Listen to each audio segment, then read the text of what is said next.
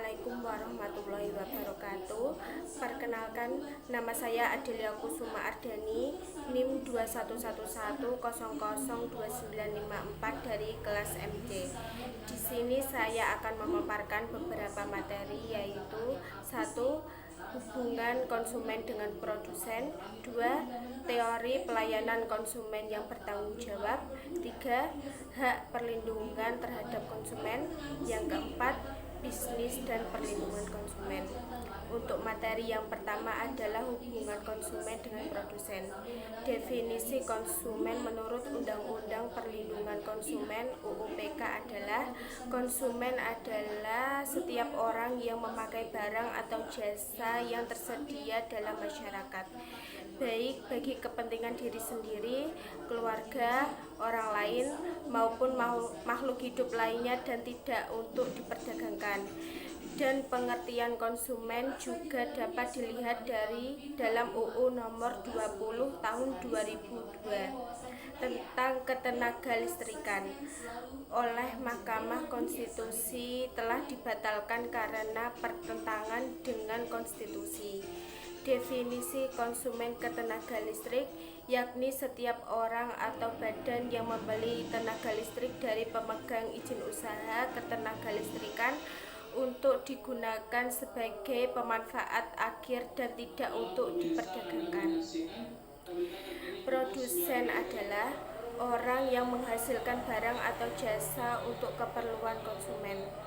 Barang atau jasa yang dihasilkan produsen disebut produksi, sedangkan yang memakai barang dan jasa disebut konsumen. Dalam ilmu ekonomi dapat dikelompokkan pada golongan besar suatu rumah tangga, yaitu golongan rumah tangga konsumsi dan golongan rumah tangga produksi.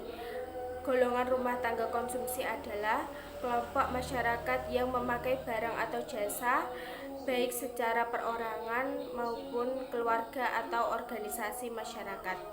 Tetapi kelompok rumah tangga konsumsi ini juga merupakan kelompok yang memberikan beberapa faktor produksi.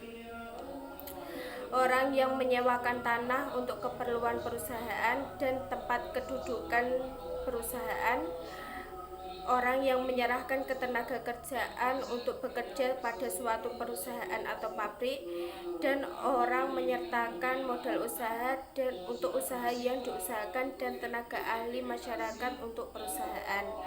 Sedangkan rumah tangga produksi yang menerima faktor produksi adalah tanah, modal, dan keahlian dari masyarakat, kemudian diolah dan diorganisasikan akan menghasilkan barang dan jasa. Produksi seperti barang dan jasa dijual pada masyarakat sehingga memperoleh uang yang banyak dan dihasilkan penjualan tersebut. Akibatnya antara konsumen dan produsen tidak dapat dipisahkan, artinya saling berpengaruh dan saling berkaitan. Jika perusahaan menghasilkan suatu barang atau jasa, harus sesuai dengan kebutuhan masyarakat. Jika tidak, maka produksinya tidak akan laku dijual. Namun, jika produsennya cukup pintar, mereka bahkan menciptakan kebutuhan konsumen tersebut dengan cara mempromosikan, sehingga kebutuhan konsumen yang sebelumnya tidak ada yang menjadi ada. Cara tersebut disebut dengan inovasi, yaitu menciptakan sesuatu yang belum ada. Untuk materi selanjutnya adalah teori pelayanan konsumen yang bertanggung jawab. Secara sederhana, istilah pelayanan servis bisa diartikan sebagai sesuatu bagi orang lain.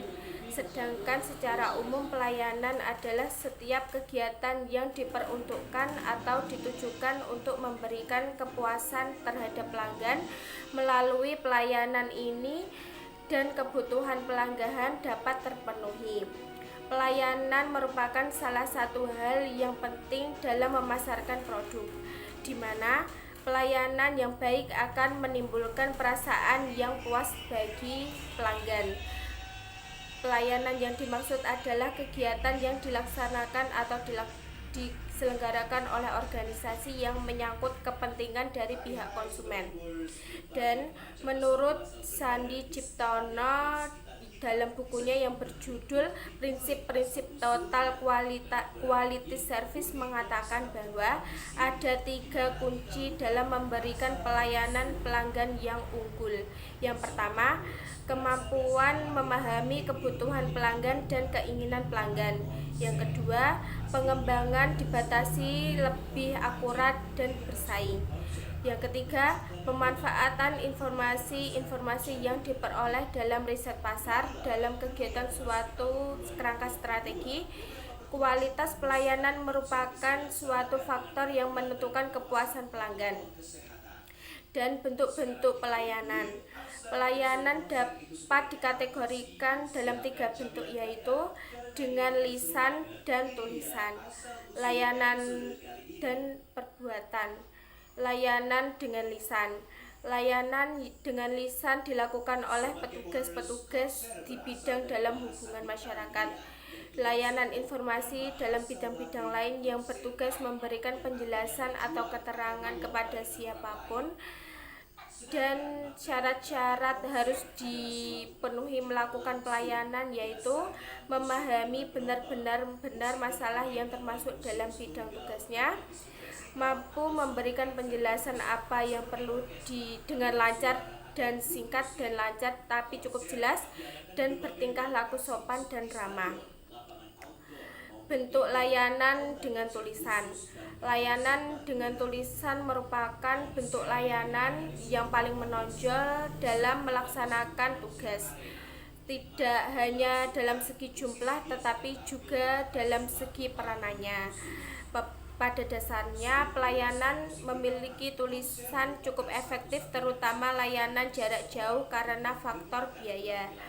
Agar layanan berbentuk tulisan dapat memuaskan pihak yang dilayani, suatu hal yang dapat diperhatikan adalah faktor kecepatan, baik dalam pengolahan masalah maupun dalam penyelesaiannya. Golongan yaitu terdapat 2 golongan, yaitu layanan berupa petunjuk dan layanan berupa reaksi tertulis atau permohonan. Karena faktor keahlian dan keterampilan petugas tersebut sangat menentukan hasil dan perbuatan yang oleh pekerjaan. Dalam kenyataannya sehari-hari, pelayanan ini tidak terhindar dari layanan lisan. Jadi, antar layanan dan perbuatan layanan lisan sering bergabung. Hal ini disebabkan karena hubungan tulisan dapat dilakukan lebih banyak, kecuali yang khusus dilakukan melalui tulisan karena faktor jarak. Berikutnya adalah ciri-ciri layanan yang baik.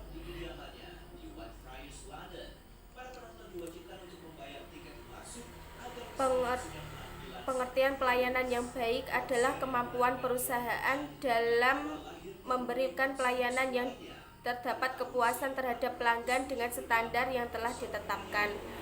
Adapun ciri-ciri layanan yang baik adalah sebagai berikut. 1. Tersedianya sarana dan prasarana yang baik. Tersedianya karyawan yang baik, berusaha memahami kebutuhan konsumen, dan mampu melayani secara cepat dan tepat. Selanjutnya, pelayanan yang tidak baik meliputi sikap kasar dan sombong, bermuka masam, makan atau ngobrol teman sambil melayani, dan tidak memiliki pengetahuan tentang barang.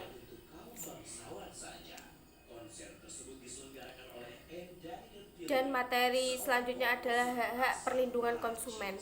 Hak konsumen yang harus dipenuhi menurut UU Perlindungan Konsumen adalah hak atas kenyamanan, keamanan, dan keselamatan dalam mengkonsumsi barang atau jasa, hak untuk memilih barang atau jasa serta mendapatkan barang atau jasa tersebut sesuai dengan nilai-nilai tukar dan kondisi serta jaminan yang telah dijanjikan, hak atas informasi yang benar, jelas dan jujur.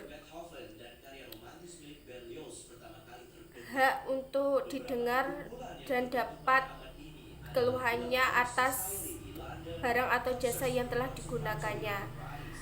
Hak untuk mendapatkan perlindungan, upaya penyelesaian sengketa perlindungan konsumen secara patut. Hak untuk mendapatkan pembelaan dan pembinaan dalam konsumen. Hak untuk mendapat kompensasi ganti rugi apabila barang atau jasa yang diterimanya tidak sesuai dengan perjanjian. Hak untuk diperlakukan atau dilayani secara benar dan jujur serta tidak diskriminatif. Hak yang diatur dalam ketentuan peraturan undang-undangan. Jika hak-hak tidak dipenuhi, maka konsumen merasa dirugikan dapat mengajukan gugatan atas pelanggaran yang telah dilakukannya melalui pengadilan atau di luar pengadilan. Berikutnya alasan mengapa konsumen membutuhkan perlindungan. Konsumen agar merasa aman dalam melengkapi kebutuhan hidupnya. Kebutuhan perlindungan konsumen juga harus bersifat tidak berat sebelah dan harus adil. Sebagai landasan penetapan hukum, asas perlindungan konsumen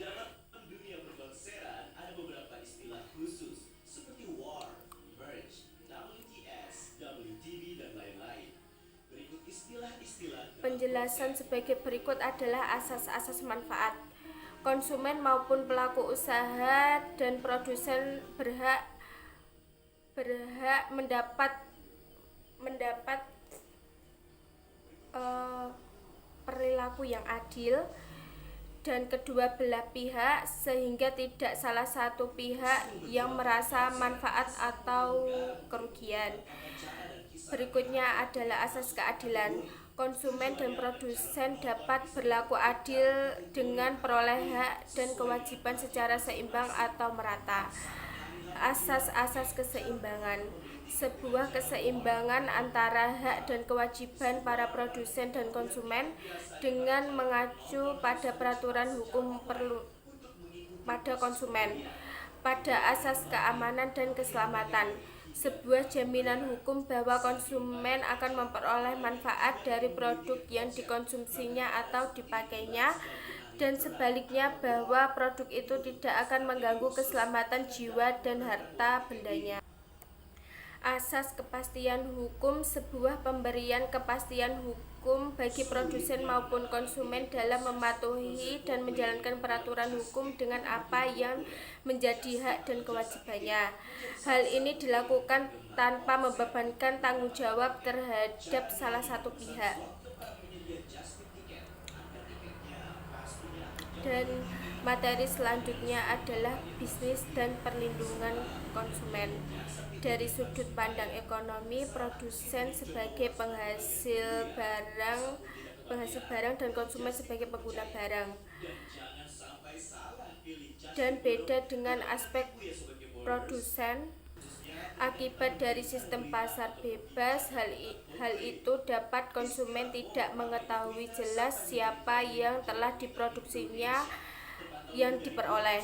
Padahal produk yang diproduksi untuk konsumen telah dikemas sedemikian rupa dengan teknologi yang canggih dan kemudian dipasarkan di manajemen iklan yang berlebihan. AZ Nasution 2000. Dilihat dari sisi ini, maka posisi setiap produsen dan konsumen semakin tidak seimbang. Produsen berada pada titik yang selalu diuntungkan di tengah perbatasan pengetahuan konsumen terhadap suatu produksi. Dengan begitu, globalisasi ekonomi perlindungi hak-hak konsumen. Namun dalam praktek pengembangan ekonomi ini tidak dibarengi dengan aspek-aspek perlindungan terhadap konsumen. Dapat dilihat dari pembentukan hukum ekonomi Indonesia sedikit sekali menyinggung perlindungan konsumen. Di samping itu, persoalan makanan dan minuman yang dilarang oleh agama seperti babi, alkohol, dan lainnya. dalam regulasi bisnis sekarang ini telah dapat dikemas dengan bentuk yang lain, sehingga susah dilacak dengan mata telanjang. Bahkan ada kemungkinan untuk menempel kepada produk makanan dan minuman yang berupa bahan-bahan tambahan yang berasal dari hewan yang diharamkan. Selama ini, sertifikasi halal ditentukan oleh MUI dengan memberikan fatwa terhadap produsen yang menginginkannya oleh diaudit melalui uji coba laboratorium BPOM dan MUI. Perlindungan konsumen terhadap konsumen hal makanan kurang mendapat perhatian.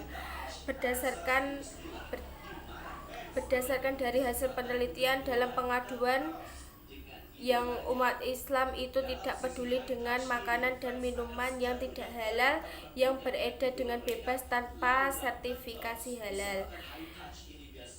Dalam regulasi bisnis, perlindungan konsumen muslim terhadap produk halal tidak saja berupa label-labelisasi halal yang tertuang dalam undang-undang pangan, akan tetapi harus memiliki integritas hukum dengan ekonomi lainnya, sehingga adanya jaminan usaha dalam labelisasi halal. Hal ini sangat terkait dalam bersifat bisnis seperti perjanjian perdagangan, distribusi, perikanan, dan kemasan dan kelalaian dan penyalahgunaan. Perlindungan konsumsi kemungkinan dapat disamakan dengan perlindungan konsumen dalam umumnya di Indonesia dengan memberlakukan UU yang memuat perlindungan konsumen yang terdapat pada hukum ekonomi Indonesia. Dalam regulasi bisnis Islam tertuang dalam aturan yang mengatur secara terperinci kegiatan ekonomi yang boleh dilakukannya dan boleh dilarang.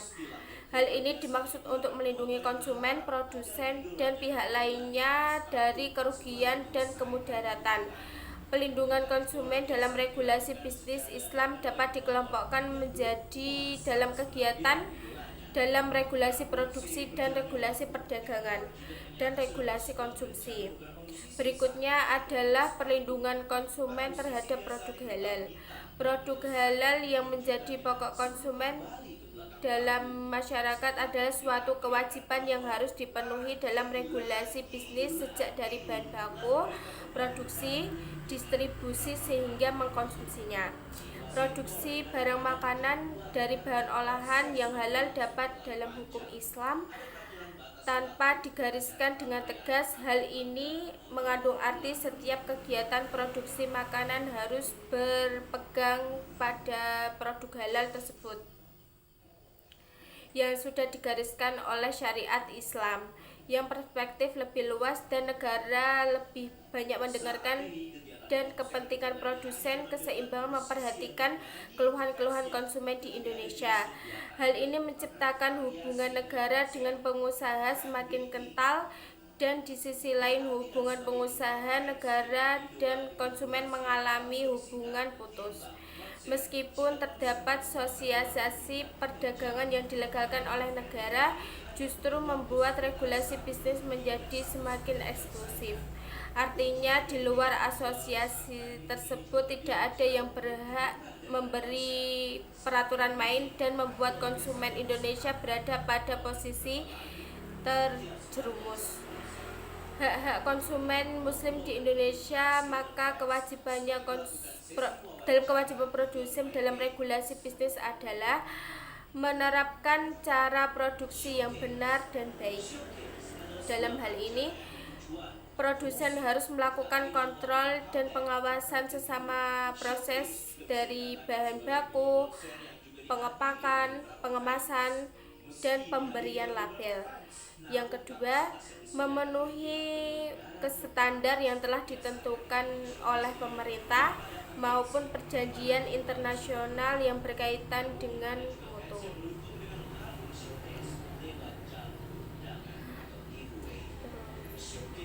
Produsen harus menginformasikan secara jelas bahan-bahan yang dipakai, sejauh mana keamanannya, penggunaan bahan tambahan, dan batas kadaluarsa produk tersebut. memantau produk yang sudah beredar, dan memperhatikan ketentuan produk halal dalam syariat Islam, termasuk dalam proses produksi, teknologi yang dipergunakan dalam labelisasi dalam kemasannya, dan perlindungan konsumen dalam regulasi bisnis Islam. Ada beberapa kegiatan dalam regulasi produksi. Prinsip yang fundamental dalam ekonomi Islam yang ingin dicapai adalah berbentuk hasil produksi yang dapat meningkatkan kesejahteraan sosial dan keselamatan. Dalam kegiatan produksi berdasarkan tingkat kebutuhan manusia, yaitu kebutuhan pokok seperti sandang, pangan, dan tempat tinggal, dan kebutuhan sekunder seperti barang mewah dan lainnya. Regulasi perdagangan. Regulasi perdagangan merupakan kegiatan bisnis yang menghubungkan antara produsen dengan konsumen. Dalam kegiatan perdagangan, lembaga, individu, dan faktor lainnya yang terlihat antaranya distributor, agen, penjual, sampai faktor penunjang seperti transportasi, merek dagang, dan hak dagang. Promosi dagang sampai kerjasama diperdagangkan kepada lembaga keuangan. Begitu regulasi bisnis dalam kegiatan perdagangan sehingga hak-hak konsumen diabaikan. Ada regulasi konsumen konsumsi. Dalam teori konsumsi modern, rasionalisme ekonomi merupakan dasar masyarakat untuk mengkonsumsi barang, makanan, barang, dan jasa. Rasionalisme ekonomi beranggapan bahwa konsumen berusaha memaksimalkan kepuasan dan pemanfaatan semaksimal mungkin dalam pertimbangan asosiasi dalam ekonomi modern, dan kepuasan konsumen dan terbatas dalam penggunaan saja.